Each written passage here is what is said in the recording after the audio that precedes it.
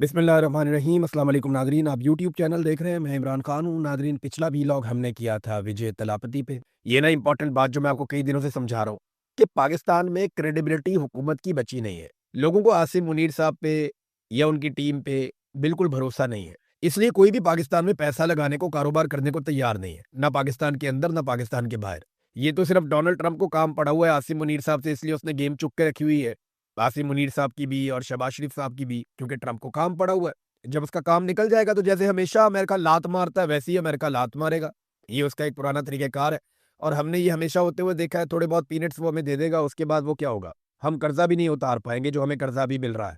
तो लोग भरोसा नहीं कर रहे, ना मिलिट्री एस्टेब्लिशमेंट पे, ना मौजूदा जाली हुकूमत के, और किसी किस्म का एतबार ना करने की वजह से कारोबारी जिंदगी बंद है। लिहाजा अवाम का खून नचोड़ के अब ये पैसा इकट्ठा करते हैं कि कुछ भी करके ये दिवालिया से पाकिस्तान को बचाएं। नादरीन, तरजीहात जब इस तरह की होना तो आवाम को कोई नहीं पूछ। इस लेवल का जुल्म पाकिस्तान में हो रहा है। एक जर्नलिस्ट है जफर नकवी साहब, उन्होंने एक बड़ा ही दिल खराश वाकया रिपोर्ट किया, और ना सिर्फ रिपोर्ट किया बल्कि उन्होंने अल्लाह को हाजिर नाजिर जानकर उन्होंने हल्फन इस बात को रिपोर्ट किया। नॉर्मली जर्नलिस्ट ऐसी बात नहीं लिखता कि मैं अल्लाह को हाजिर नाजिर जानकर हल्फन ये बात कर रहा हूँ, ऐसा जर्नलिस्ट नहीं कहता। लेकिन उन्होंने ये कहा क्योंकि ये वाकया वो जाती तौर पे जानते हैं, उनको अच्छी तरह इसका, वो ये कहते हैं कि मेरा एक जानने वाला लड़का है, पंजाब में गाड़ियों के शोरूम पर काम करता। इसने किसी वकील से कोई गाड़ी ली, कुछ पैसे रहते थे, ये लड़का और दो लड़के वकील से पैसे लेने वहां पे गए और वहां पे रोला पड़ गया और उस वकील से इनकी लड़ाई हो गई। उस वकील ने इन पर डकैती का पर्चा करवा दिया और 2024 का ये केस है। चंद हफ्ते पहले सीटीडी वाले इस लड़के को उठाकर ले गए और तफ्तीश शुरू कर दी। इस बच्चे की दाईं टांग पर हथौड़ा मारा, नीचे पत्थर रखा और बीच में टांग और ऊपर से हथौड़ा मारा और बच्चे की टांग का कचूमर निकाल दिया। बच्चे की टांग जाया हो गई। वो एक यतीम बच्चा है। उसकी माँ धाड़े मार मार कर मरियम नवाज को बद्दुआएं दे रही। पूछना यह था कि पंजाब क्या हलाकू खान की हुकूमत आ गई है? कोई खुदा का खौफ नहीं रह गया? कोई फिरौन और नमरूद के अंजाम से डरो? मेरी आंखों से तो आंसू नहीं थम रहे। अब ये बात एक जर्नलिस्ट बता रहे हैं कि सीटीडी को पंजाब का किलिंग स्क्वाड बना दिया गया है। तुम्हें अदालती इख्तियार इस्तेमाल करने का किसने हक दिया? मावरा अदालत लोगों को कत्ल किया जा रहा है।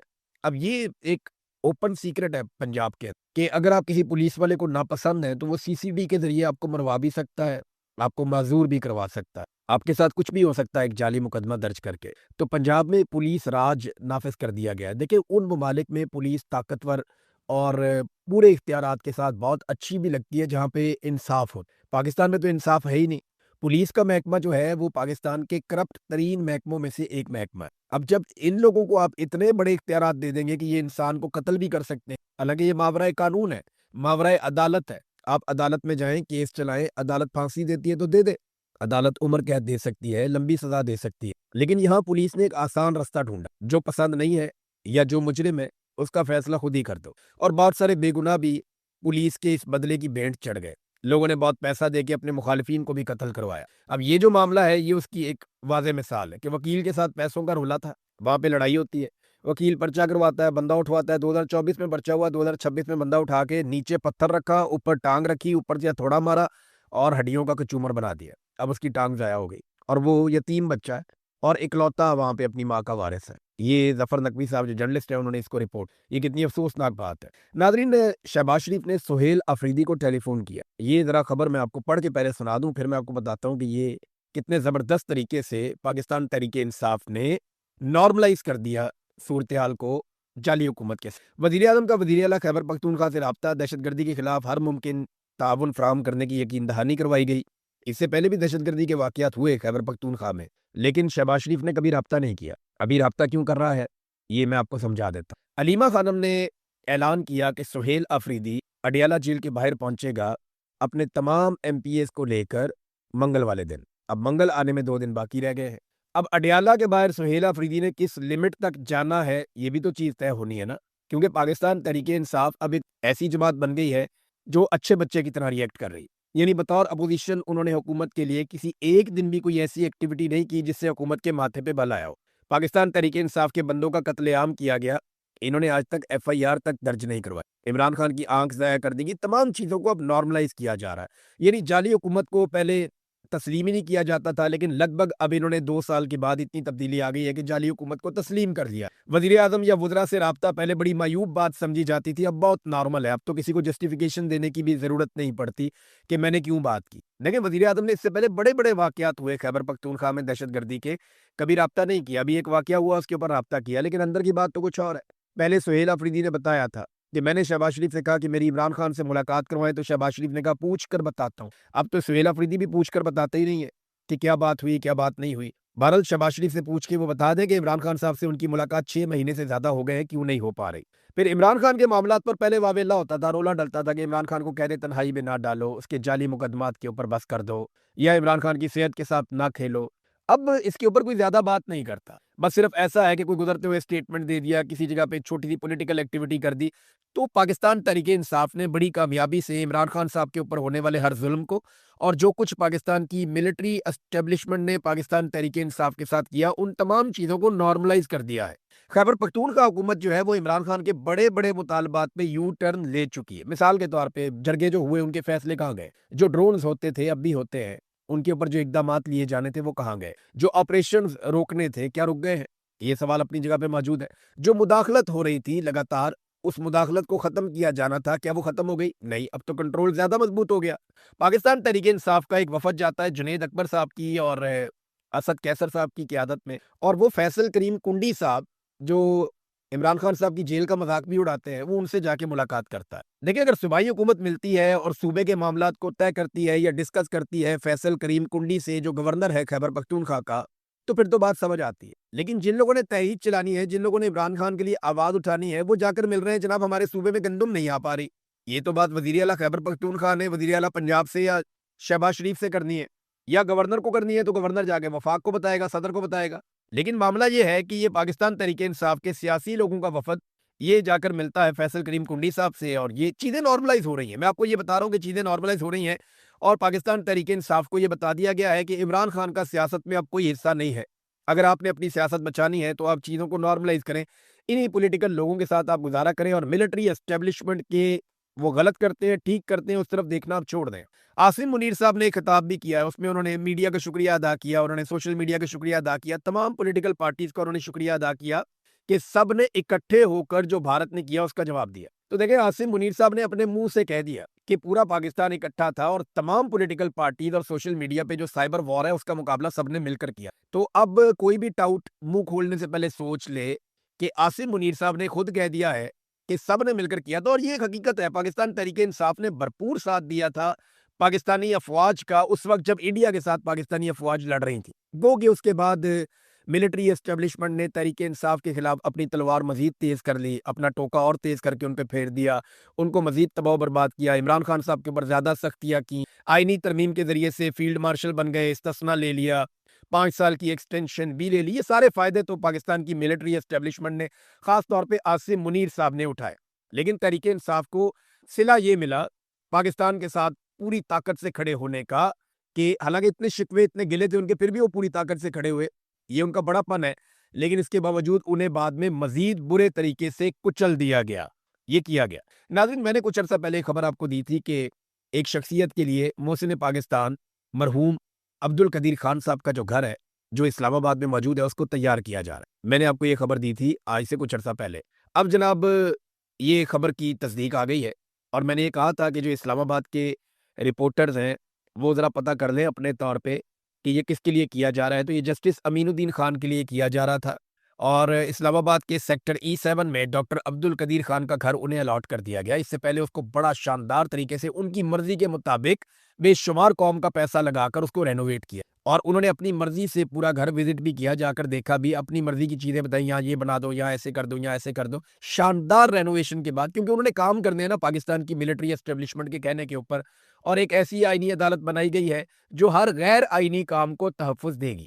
پاکستان میں چاہے فوجی عدالتوں میں سویلین کا ٹرائل ہو، چاہے پاکستان تحریک انصاف کی مخصوص نشستیں ہوں، چاہے کوئی بھی ظلم اور بربریت ہو پاکستان میں جو اب آئینی عدالت بنائی گئی ہے یہ تحفظ فراہم کرے گی پاکستان کی ملٹری اسٹیبلشمنٹ کو۔ تو ان ججوں کو تحفظ فراہم بھی کیا جائے گا۔ وفاقی آئینی عدالت کے ملازمین کے جوڈیشل اور یوٹیلیٹی الاؤنس میں موجودہ بیسک سیلری کے 50% تک کا اضافہ کر دیا گیا۔ نئے الاؤنسز کا اطلاق وفاقی آئینی عدالت کے تمام ملازمین پر فوری طور پہ ہو۔ پاکستانیوں کو کچل رہے ہیں، تباہ کر رہے ہیں، جبکہ ان ججوں کو اور ان کے عملے کو فائدہ پہنچا رہے ہیں جنہوں نے ملٹری اسٹیبلشمنٹ کے کہنے پہ تمام فیصلے کرنے ہیں۔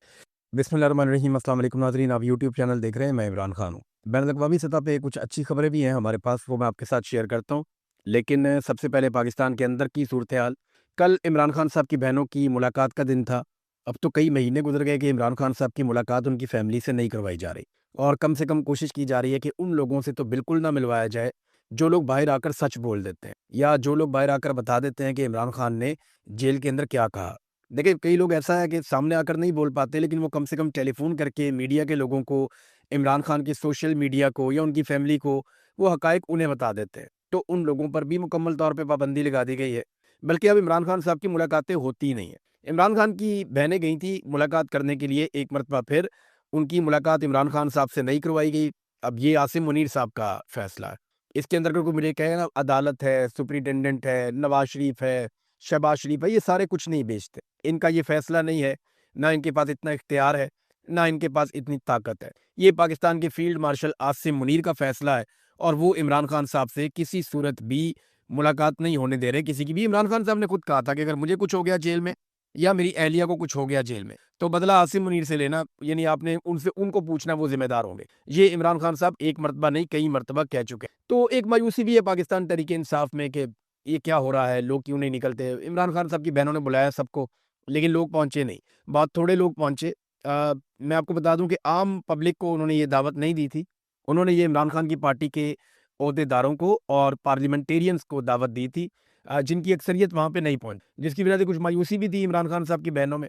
انہوں نے بلکہ وکلا کے معاملے میں کافی سخت رد عمل دیا۔ انہوں نے کہا یہ وکلا اور ساری جو بار ایسوسی ایشنز ہیں یہ بیٹھ کر کیا کر رہی ہیں، یہ سہولت کاری کر رہے ہیں۔ یاد رکھیں، یہ عوام نہیں بھولے گی، جو ان چوروں کا، ان غداروں کا، ان ظالموں کا ساتھ دے رہا ہے، عوام انہیں نہیں بھولے گی۔ اور وہ کہنا بیچاری چاہتی ہیں بہت کچھ عمران خان کی بہنیں، لیکن پولیٹیکلی آپ کو پتہ ہے کہ ان کے اوپر ایک دم الزامات کی بوچھاڑ ہو جاتی ہے، اور وہ نہیں چاہتی کہ عمران خان صاحب کی پارٹی کے اندر مزید ڈیوائیڈ پیدا ہو، یا پاکستانی عوام عمران خان صاحب کی پارٹی کے اوپر زیادہ تنقید کریں۔ لیکن حقیقت یہی ہے کہ پارٹی کو جس طرح کھڑے ہونا چاہیے تھا وہ اس طرح کھڑے نہیں ہوئے، اور اس کے پیچھے ایک ریزن یہ ہے کہ پولیٹیکل پارٹیوں سے لڑنے کے لیے ٹرینڈ ہوتی ہیں، کوئی ٹرینڈ فوج کے ساتھ لڑنے کے لیے ان کی تیاری نہیں ہوتی۔ تو یہاں پہ تو پاکستان کی ملٹری اسٹیبلشمنٹ نے اپنا سارا کچھ ہی داؤ پہ لگا لیا۔ آج سے پہلے اتنا کھل کر کبھی پاکستان کی ملٹری اسٹیبلشمنٹ اپنی بندوق کے ساتھ میدان میں نہیں آئی جتنا کھل کر اس مرتبہ وہ میدان میں آئے۔ ہم نے D G I S P R کو سنا، انہوں نے کیا کچھ نہیں کہہ دیا، عمران خان کو ذہنی مریض تک کہہ دیا، ٹولہ کہہ دیا، انتشاری کہہ دیا، پتہ نہیں کیا کچھ وہ کہتے رہے، لیکن پبلک نے ان کی بات ایک کان سے سنی اور دوسرے کان سے نکال دی، بلکہ پبلک نے سنی نہیں۔ آپ سوشل میڈیا پہ اٹھا کے دیکھیں نا، آئی ایس پی آر کو جتنا پہلے سنا جاتا تھا، اب اگر آپ ان کے ویوز دیکھیں تو نہ ہونے کے برابر ہیں اس کے مقابلے میں جو پہلے ان کے ویوز ہوتے تھے۔ یہ لڑائی جو ہے نا، یہ اقتدار کی لڑائی نہیں ہے، یہ اصول کی لڑائی ہونی چاہیے۔ آج پاکستان تحریک انصاف کا مار کھانے کا ٹائم ہے، تو انہیں مار بھی کھانی چاہیے، اور ڈٹ کر مار کھانی چاہیے، عزت کے ساتھ سر اٹھا کر مار کھانی چاہیے۔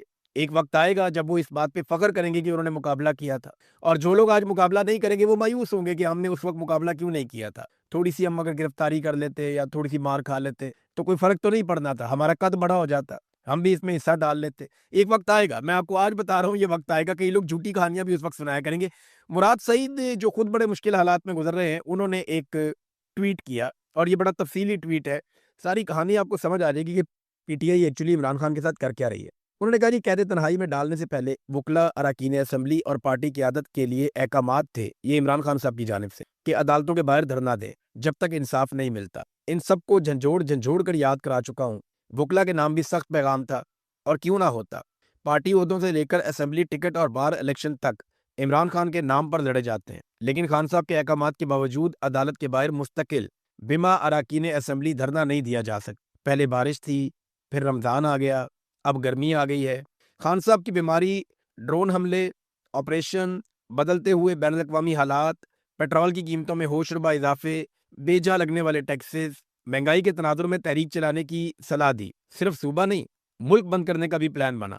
عمران خان کی صحت کے معاملے پر متحرک ہونے کی درخواست بھی کی۔ ایوانوں سے استعفے کے ذریعے حکومت سے لیجیٹمیسی واپس لینے کے لیے سب سے پہلے اپنے استعفے کی پیشکش بھی کی۔ میں یہ سمجھتا ہوں کہ عمران خان کی اسیری کا ذمہ دار ان میں سے کوئی فرد نہیں ہے، بلکہ بین الاقوامی اسٹیبلشمنٹ کی ایما پر برسر پیکار عاصم منیر، قانونی اور غیر قانونی طور پر اس کے ماتحت آنے والے ادارے اور اس کے اشاروں پر ناچنے والی سیاسی قوتیں۔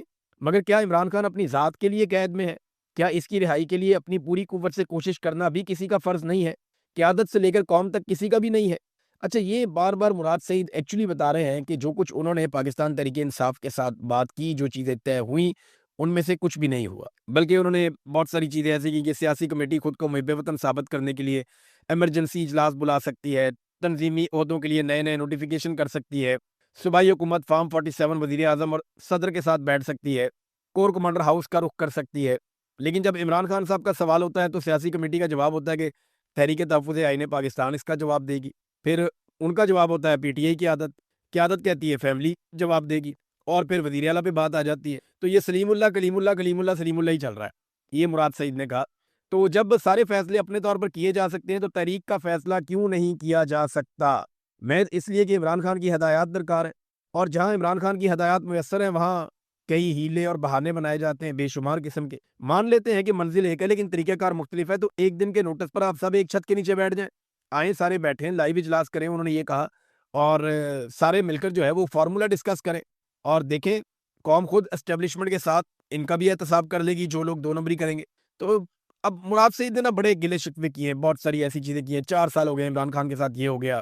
تو یہاں تک مراد سعید نے کہا کہ جب میں نے بات چیت کی، میں نے آواز اٹھائی تو یہ کہا گیا کہ مراد سعید تو پاگل ہو گیا ہے۔ پھر مجھے صوبائی حکومت نے اور وفاقی حکومت نے یہ پیغام دیا کہ جناب آپ irreversible نقصان پہنچا رہے ہیں تحریک کو۔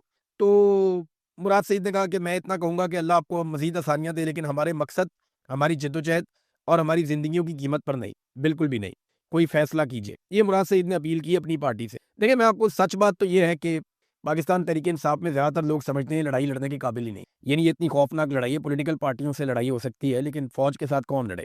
فوج کے ساتھ نہیں، ایکچولی تو ملٹری اسٹیبلشمنٹ کے خلاف یہ لڑائی ہے۔ فوج میں بھی زیادہ تر لوگ عمران خان کو پسند ہی کرتے ہیں، لیکن ملٹری اسٹیبلشمنٹ فوج کو استعمال کر لیتی ہے نا بطور اپنی طاقت کے، بطور اپنے بازو کے۔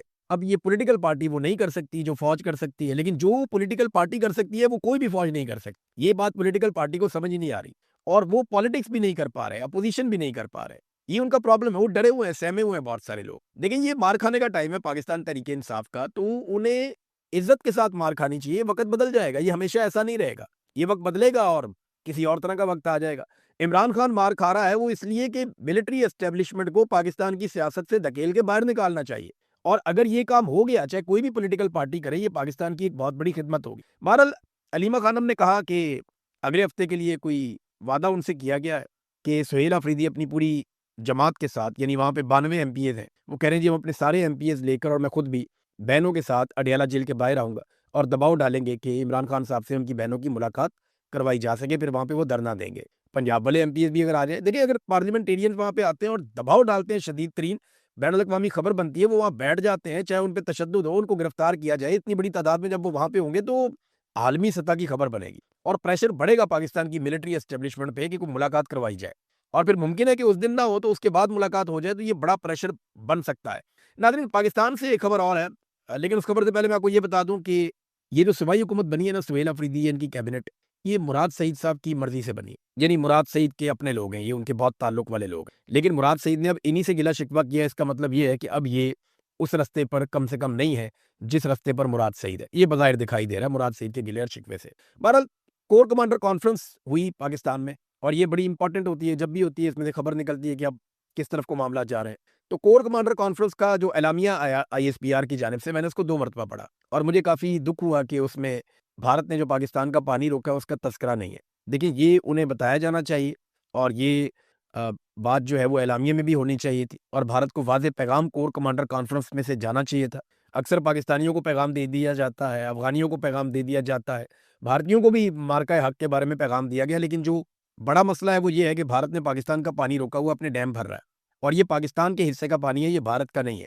تو کور کمانڈر کانفرنس کے اعلامیے کے اندر بھارت کی جانب سے پانی روکے جانے کی نہ صرف مذمت ہونی چاہیے تھی، بلکہ فی الفور پانی کھولنے کا مطالبہ ہونا چاہیے تھا، اور اس پہ پاکستان کی حکومت کو ایک بڑا سخت موقف لینا چاہیے۔ یہ پونے 4 سال جو ہے نا، یہ ناکامی کی ایک داستان ہے۔ پالش کے علاوہ انہوں نے ہر شعبے کے اندر بدترین کارکردگی دکھائی ہے۔ پہلے یہ کہتے تھے یہ سی پیک گیم چینجر ہے، بڑا لمبا عرصہ انہوں نے قوم کو 20 سال انہوں نے سی پیک کا چونا بیچا، انہوں نے کہا جی game changer game changer game changer, اور گیم چینجر تو نہیں ہوا, اس کا پیسہ لے کر کھا گئے.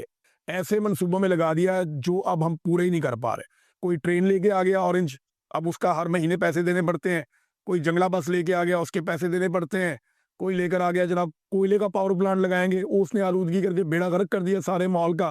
کوئی کمیشنیں کھا گیا. انہوں نے وہ تباہیاں پھیری, ایسے پروجیکٹ لے کر آئے جو بالکل کمائی کر کے نہیں دے رہے تھے. تو اس سے کیا ہوا کہ انہوں نے جو چائنا سے پیسہ ملا اس کو اللہ تللوں میں انہوں نے زیادہ تر اڑا دیا. اب جناب پہلے کہتے تھے سی پیک گیم چینجر ہے, جب اس کو تباہ و برباد کر دیا تو اب کہہ رہے ہیں جی مائنز اینڈ منرلز کا جو بل آ رہا ہے نا یہ گیم چینجر ہے. یعنی اب ہم پاکستان کے جتنے معدنیات ہیں, معدنی ذخائر ہیں, وہ بیچیں گے, ہمارے لیے یہ گیم چینجر ہے. حد ہو گئی ویسے ان کی بھی. پاکستان کے پاس وینزویلا سے زیادہ تو معدنیات نہیں ہے نا, ہمارے پاس زیادہ ذخائر ان سے زیادہ تو نہیں ہے نا, ان کی تو گیم چینج نہیں ہوئی. تو ہماری معدنیات سے گیم کیسے چینج ہو جائے گی؟ گیم چینج پتہ کیسے ہوئے گی؟ گیم چینجر بیٹھا ہوا ہے ڈیالہ جیل میں, اس کو باہر نکالو. جو نظریہ اس وقت اس نے اپنایا ہوا ہے نا, وہ نظریہ ہے پاکستان کا گیم چینجر, کہ سارے ادارے اپنا اپنا کام کریں, آئین کی سربلندی ہو, آزادی اظہار رائے ہو, پاکستان میں عدلیہ آزاد ہو, پاکستان میں پارلیمان کی جو ہے وہ بالادستی ہو, پاکستان میں انسانی حقوق کا احترام کیا جائے, رول آف لا ہونا چاہیے. یہ ہے گیم چینجر. نہ یہ گیم چینجر ہونا ہے سی پیک سے, نہ یہ گیم چینجر ہونا ہے معدنیات سے. ابھی کوئی وہ وزیر دفاع کہہ رہے تھے کہ جناب گیم چینجر ایک اور بھی انہوں نے بتانا شروع کر دیا. انہوں نے کہا جی ہم اپنے طیارے بیچیں گے, جو جیٹ طیارے چائنا کے ساتھ مل کے ہم بنا رہے ہیں نا, فائٹر جیٹ, اب ہم وہ بیچیں گے دنیا کو. وہ سعودی عرب کے ساتھ بھی یہ خبر آئی ہے. ویسے یہ خبر اگر ہو جاتا ہے تو بڑی اچھی بات ہے, سعودی عرب کو ہم نے بہت پیسہ دینا ہے, اور اب یہ کہتے ہیں کہ ہم طیاروں کے ساتھ یہ پیسے ایڈجسٹ کر لیتے ہیں. لیکن سوال ایک پیدا ہوتا ہے نا کہ سعودی عرب کے امریکہ کے ساتھ بڑے شاندار تعلقات ہیں. سعودی عرب اور امریکہ ایسے ہیں, وہاں ڈونلڈ ٹرمپ کے ساتھ بہترین تعلقات ہیں, محمد بن سلمان کے. تو کیا امریکہ یہ برداشت کرے گا کہ محمد بن سلمان امریکی ہتھیاروں کو چھوڑ کر پاکستان اور چائنا سے ہتھیار خریدیں؟ دیکھیں یہ بڑا ٹرکی کوشچن ہے, اس کا جواب ابھی ہمارے پاس نہیں ہے. لیکن اگر پاکستان کامیاب ہو جاتا ہے اپنے طیارے انہیں دینے کی, یعنی جب تک ہمارے اوپر قرضہ چڑھا ہوا ہے, ہم نے اتنا پیسہ دینا ہے سعودی عرب کا, ہمارے اوپر ان کا قرضہ ہے اربوں ڈالر کا, تو اگر اس کے بدلے میں کچھ طیارے ایڈجسٹ ہو جاتے ہیں تو یہ ہوگا تو اچھا ہی. لیکن ہوگا کیسے بھئی؟ امریکنز اپنے طیاروں کے علاوہ اپنے گاہکوں کو کچھ اور خریدنے نہیں دیں گے. امریکن صرف اپنا ہتھیار خریدنے دیں گے. امریکہ کے ساتھ ان کے دفاعی معاہدے ہیں بڑے تگڑے سعودی عرب کے. یہ کہانی تو سنا دی خواجہ آصف نے, لیکن اس کی حقیقت کیا ہے یہ بھی ہم کچھ کہہ نہیں سکتے. بھارت نے ایک سٹیٹمنٹ دیا ناظرین, بڑا ہی گھٹیا سٹیٹمنٹ آیا بھارت کی جب. بھارت نے کوئی ریاست نے نہیں دیا, ان کے تجزیہ کار بار بار یہ بات کر رہے ہیں. بھارتی تجزیہ کار کہتے ہیں جی جیسے وینزویلا کے صدر کو اٹھا کے لے گئے نا امریکہ, ویسے ہی ہم پاکستان سے عاصم منیر کو اٹھا کے لے جاتے ہیں. کیوں؟ حلوہ خالہ جی کا واڑا ہو گیا کہ یہاں سے اٹھا کر لے جاؤ گے عاصم منیر کو. ایسے نہیں ہوگا بھائی, پہلے اپنا جو ہے وہ جہازوں کا ملبہ اٹھا کے لے جاؤ جہاں جہاں پہ وہ گرا ہوا ہے. تو جہازوں کا ملبہ اٹھا لو. ہمیں پاکستان میں عاصم منیر صاحب کی سیاست میں مداخلت اور آئین اور قانون کی دھجیاں اڑانے اور انسانی حقوق کی پامالیوں میں بے شک ہمیں بہت تحفظات ہیں, بہت غصہ ہے. لیکن ہم یہاں کریں گے جو کرنا ہوگا پاکستان کے اندر, اور انشاءاللہ ہم یہاں پہ ہر اس آدمی کو سزا دیں گے جو آئین توڑے گا, جو غداری کرے گا. انڈیا ذرا جو ہے نا وہ اس معاملے سے باہر ہی رہے. تو آؤ گے اٹھا کے لے جاؤ گے, ہم آپ کو کہیں گے happy birthday to you, تو ایسے نہیں ہونا.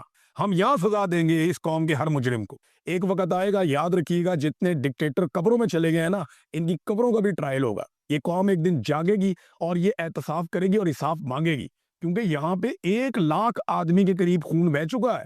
لگ بھگ 1 لاکھ پاکستانی اب قتل ہو چکے ہیں اب تک کی اطلاعات کے مطابق. جتنا آپ سارا دہشت گردی اور ان کی غلط پالیسیوں کو آپ اٹھا کر دیکھ لیں, تو یہ سارے قتلوں کا بوجھ کس کے اوپر ہے؟ یہ ڈکٹیٹرز اور ان کی غلط پالیسیوں کے اوپر ہے. تو پاکستان میں انشاءاللہ ہر ظالم کا احتساب ہوگا. ایک دن سب ظالم انجام کو پہنچیں گے, مگر یہ سارا کچھ ہم پاکستانی خود کریں گے انشاءاللہ. ناظرین, ٹرمپ کی نظریں اب گرین لینڈ پہ ہیں. یہ گرین لینڈ اب یہ زیادہ تر آئسی قسم کی زمین ہے, بہت یہاں پہ برف ہے, لیکن یہاں پہ بھی جیولوجیکل سرویز کچھ بتاتے ہیں کہ مال و دولت ہو سکتا ہے. لہذا ٹرمپ کی یہاں پہ نظریں کہتے ہیں دفاعی نقطہ نظر سے بہت امپورٹنٹ ہے. اب وہاں مصیبت پڑی ہوئی ہے کہ ٹرمپ کیا یہ بھی کر دے گا. دیکھیں, امریکنز کی پروفیشنلزم کو آپ کو ماننا پڑے گا, ان کے فوجیوں کی. جب وہ ایبٹ آباد میں آئے نا تو ان کا کوئی نقصان نہیں ہوا. وہ یہاں سے کیسا زبردست آپریشن کر کے وہ اسامہ بن لادن کو اٹھا کر لے گئے. یہ بڑے لمبے عرصے تک فوجی ہمیں یہ کہتے رہے کہ جی وہ تو آیا ہی نہیں, اسامہ بن لادن یہاں تھا ہی نہیں, یہ تو سارا جھوٹ آپریشن ہے. پھر ایک دن ہم نے ان سے کہا کہ یار یہ بات تم لوگ خود کیوں نہیں کرتے کہ اسامہ بن لادن یہاں پہ نہیں تھا اور امریکہ نہیں اٹھا کر دے. ہمیں روزانہ کہہ دیتے ہو کہ جناب ہم یہ بات کریں, میڈیا کو روزانہ آپ کہتے ہیں کہ ہمارے پاس ذرائع سے خبر آئی, سیکیورٹی ذرائع, اسامہ بن لادن نہیں تھا, یہ تھا وہ تھا. خود کہہ دو, خود انہوں نے کبھی نہیں کہا. تو پھر میڈیا کو بھی سمجھ آئی کہ نہیں اسامہ بن لادن کو ہی چک کر لے کے گئے ہیں وہ. تو انہوں نے بڑا پروفیشنل آپریشن کیا تھا ایبٹ آباد میں جہاں پاکستان کی ملٹری کی انسٹالیشنز ہیں. اب جب وینزویلا میں انہوں نے آپریشن کیا ہے تو 55 انہوں نے فوجی کمانڈو اور افسران ان کے مارے ہیں, کیوبا کے اور وینزویلا کے. امریکن فوجی اتنی تیاری کے ساتھ اتنے تگڑے ہو کے آئے تھے, ایک بھی امریکی فوجی نہیں مارا گیا. 55 کے مقابلے میں ایک بھی نہیں مارا گیا. حالانکہ یہ باہر سے آئے, الگ جگہ پہ آئے, وہاں پہ آ کے ان کے مرکز میں ان کے دل میں انہوں نے اٹیک کیا اور اٹیک کر کے اپنے مقاصد اچیو کیے اور وہاں سے واپس بھی چلے گئے. بڑا پروفیشنل آپریشن تھا. کوئی اور فورس مجھے نہیں لگتا دنیا میں ایسی ہے کسی کے پاس جو اس نوعیت کا, اس لیول کا آپریشن اس وقت کر سکے. امریکنز جو ہے وہ اس میں کافی آگے ہیں. ناظرین, امریکہ نے روسی بحری جہاز بھی ضبط کر لیے ہیں اور وینزویلا کا جو تیل ہے اس پہ بھی اب امریکی اختیار ہے. یہ تو ڈونلڈ ٹرمپ نے صاف کہہ دیا کہ یہ تیل نکلے گا یہاں پہ اور استعمال کرے گا اس کو امریکہ. یعنی تیل وینزویلا کا اختیار امریکہ کا. ٹرمپ کے بیان کے بعد پیٹرول کی قیمتوں میں کچھ کمی بھی ہوئی ہے عالمی سطح پہ. اب یہ یہاں پہ جو ہے نا تیل کی پیداوار بڑھائیں گے اور امریکی کمپنیاں اس سے براہ راست فائدہ اٹھائیں گی اور وینزویلا کے اندر زیادہ رولا نہیں پڑے گا. جو رولا ڈالے گا وہ اس کو بھگتے گا بھی. اور انیشلی ایک گارنٹی کے طور پہ ایسا لگتا ہے کہ مادورو جو ہے, نکولس مادورو جو سابق صدر ہے وینزویلا کا, وہ امریکہ کے پاس رہے گا. اس کے بیٹے نے دیکھو اسٹیٹمنٹ کیسا عجیب دیا. اس کا بیٹا کہتا ہے کہ ہم بہت مضبوط ہیں, ہم محفوظ ہاتھوں میں. یار آپ کے بیچ میں سے آ کے وہ آپ کے ابا جی کو اٹھا کے لے گئے. نمبر 1 آدمی جو وینزویلا کا ہے, تو آپ محفوظ ہاتھوں میں, وہ جب دل کرے جس کو مرضی اٹھا کے لے جائیں. اور ڈونلڈ ٹرمپ نے یہ کہا بھی ہے کہ ہم یہ کر سکتے ہیں, بار بار کر سکتے ہیں, کہیں پہ بھی کر سکتے ہیں. امریکہ نے 2 بحری جہاز بھی اپنے قبضے میں لیے اور مبینہ طور پہ یہ بحری جہاز رشین ہے اور یہ تیل لے کر جا رہے تھے. امریکہ کے مطابق یہ غیر قانونی تیل لے کر جا رہے تھے وینزویلا سے, تو انہوں نے وہ قبضے میں لے لیے. اب وہاں سے جو بھی نکلے گا امریکہ کی مرضی سے نکلے گا. پاکستانی وزیر دفاع نے ایک عجیب سٹیٹمنٹ دیا.